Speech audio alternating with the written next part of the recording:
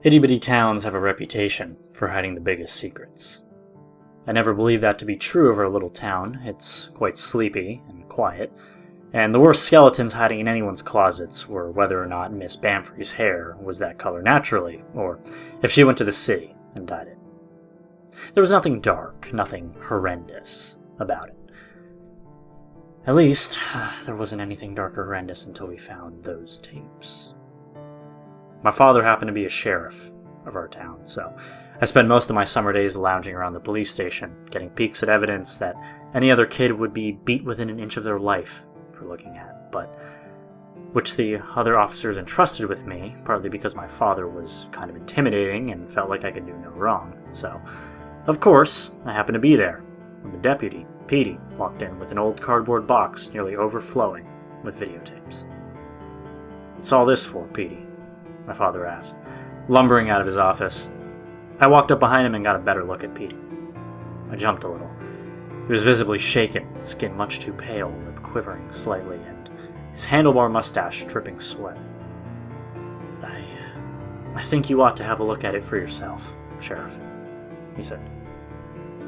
My father and I exchanged a glance before following Petey in the back room. There was an old TV in there with an even older VHS player. Petey took one of the tapes from the box and held it up. He glanced at me.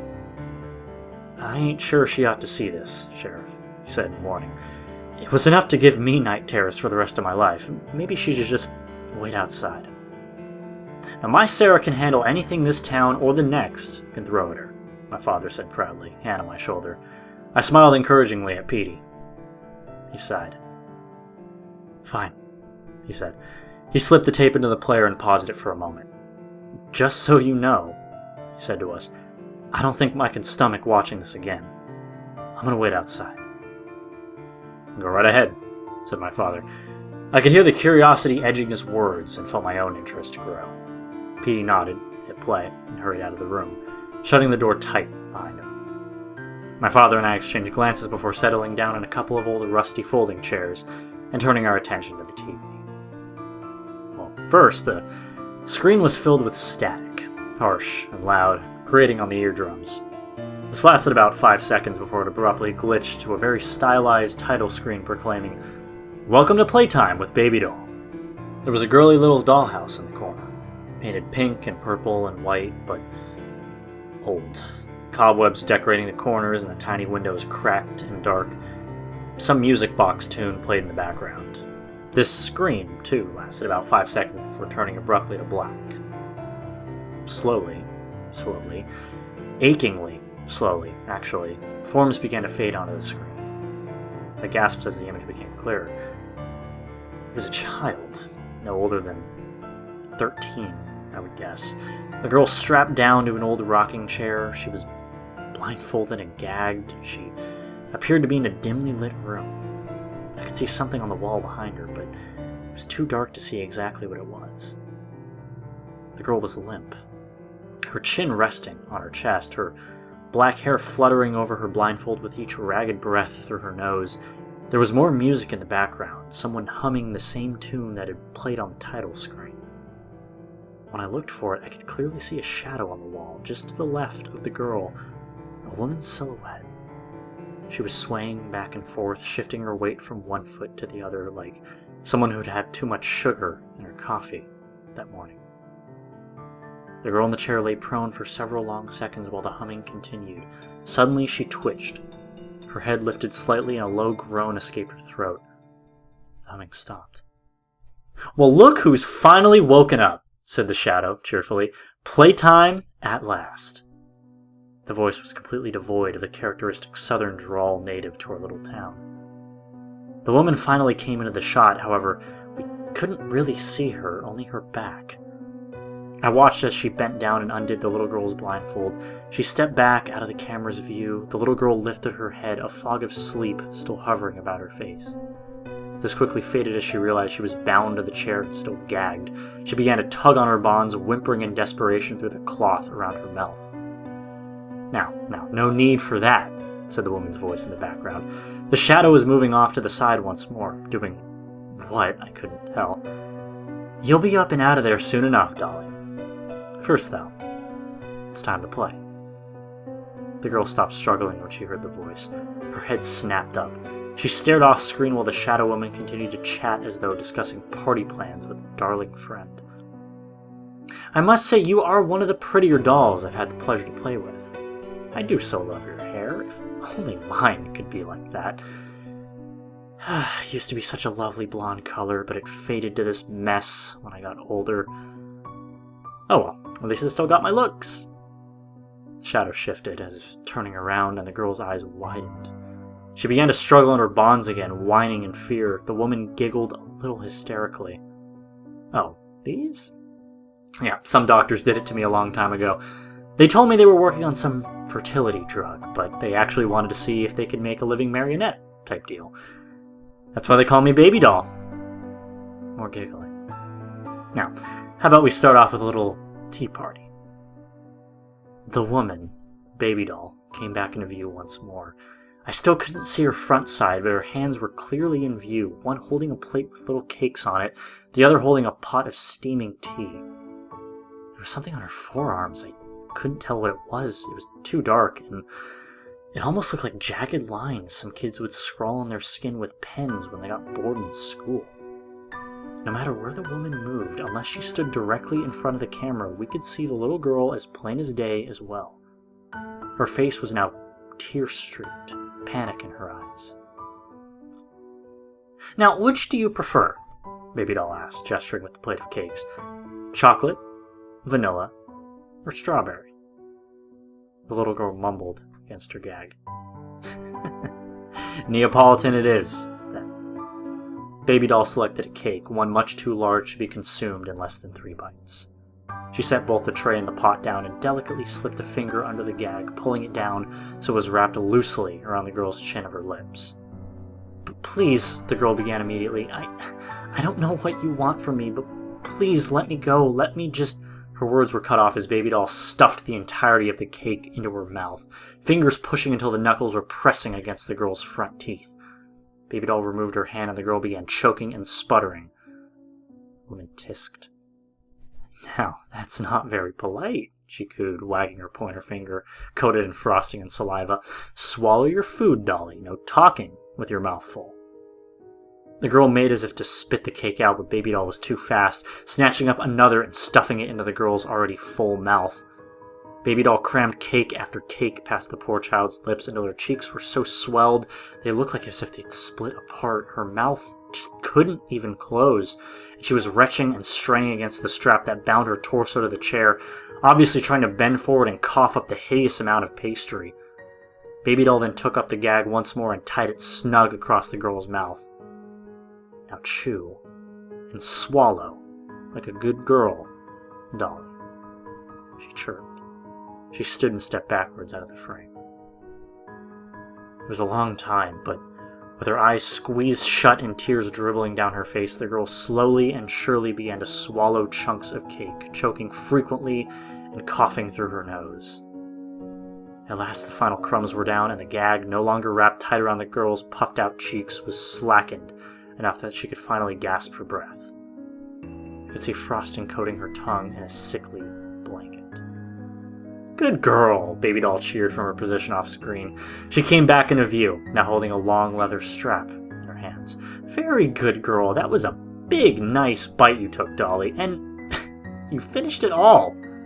How'd you like to wash it down with some nice tea?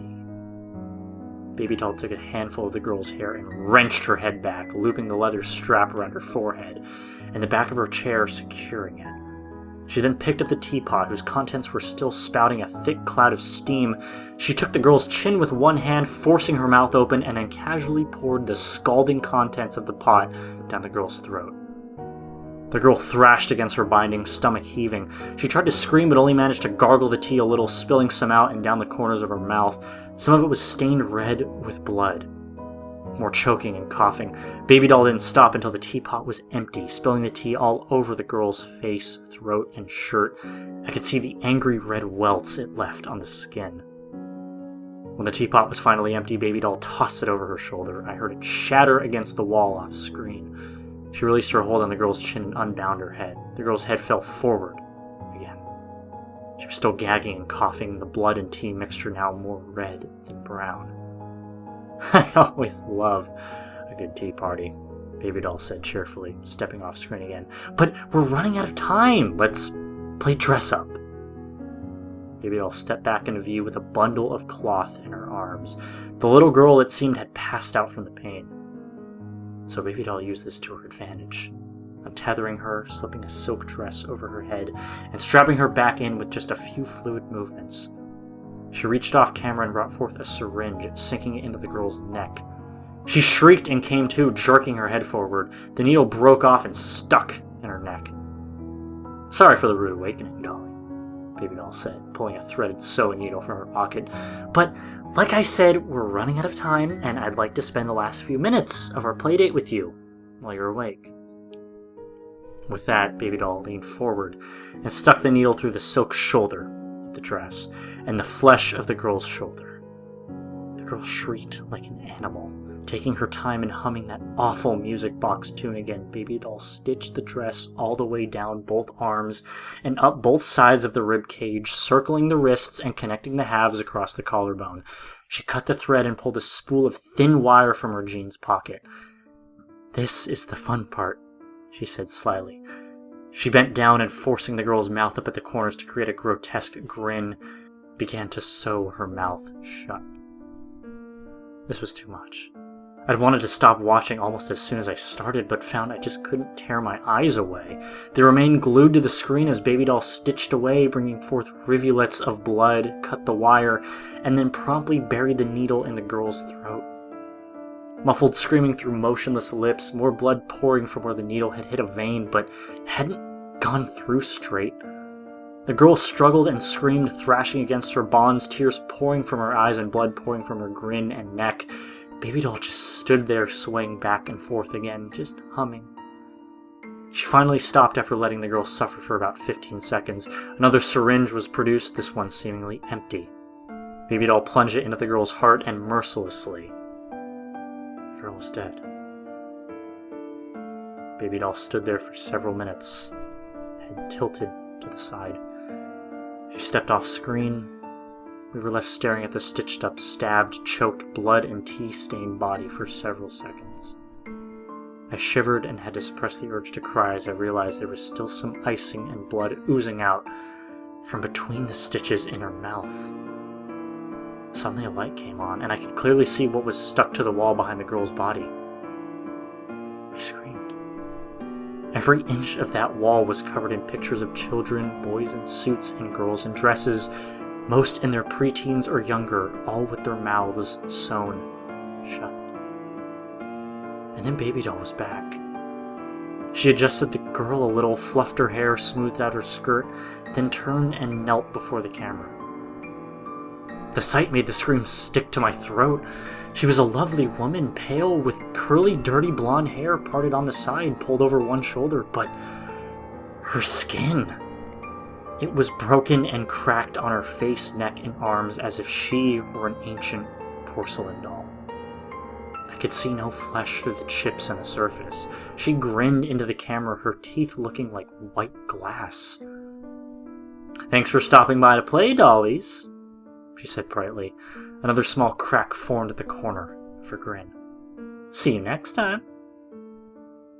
She stood and stepped out of the shot. We were again faced with the corpse for 15 seconds, before the screen finally switched back to static. My father and I sat there, immobile. The grotesque show I had just been spun around and around in my head to the tune of the music box. Suddenly, my father was up and out of his chair, standing at the door, screaming for Petey to get in here and explain all of this. I don't think I'd ever seen him so enraged before. Petey came in and told his story. He and the boys had been patrolling when they'd see someone go into that old foreclosed house on Washer Avenue. They'd figured it'd just been some teenager getting stoned, so they went in to rough him up a little bit. There hadn't been anyone in the house, just the box of tapes and a TV. They'd watched a few of the tapes. Every one of them was more or less the same, just with different kids. They'd watched a few more of the tapes. Every one of them was more or less the same, just different kids. Petey couldn't bear to watch more than 3. His boys had fled halfway through the second. And there's something else, Sheriff. Petey pulled a VHS tape of the box. It was empty. He handed it to my father. There was nothing written on it, but taped to the back was a picture. It was my best friend Mabel, who I hadn't seen for 3 days. I finally started to cry. My father wrapped his arms around me and attempted to comfort me for several moments. His tougher-than-nails girl had finally broken. When I had finally settled down, I was numb. I sat and watched from a chair, a glass of water untouched in my hands as Petey and my father went through the box. They didn't watch any more tapes, but found that each one had a picture of a child on it, presumably the victim that was recorded on the corresponding tape. What seemed to worry my father the most was that there were more than several boxes of pictures, but no tapes. I want every man we have available out on patrol now, he said to Petey. We're going to find this Babydoll woman and bring her in. No excuses. Petey nodded and hurried out the door. My father knelt in front of me, a gentle hand on my face. Sarah, honey, I'm going to take you home to your mom. This isn't something I want you involved with. The oldest kid in that box was only your age. He trailed off, obviously worried, and shook his head back into focus.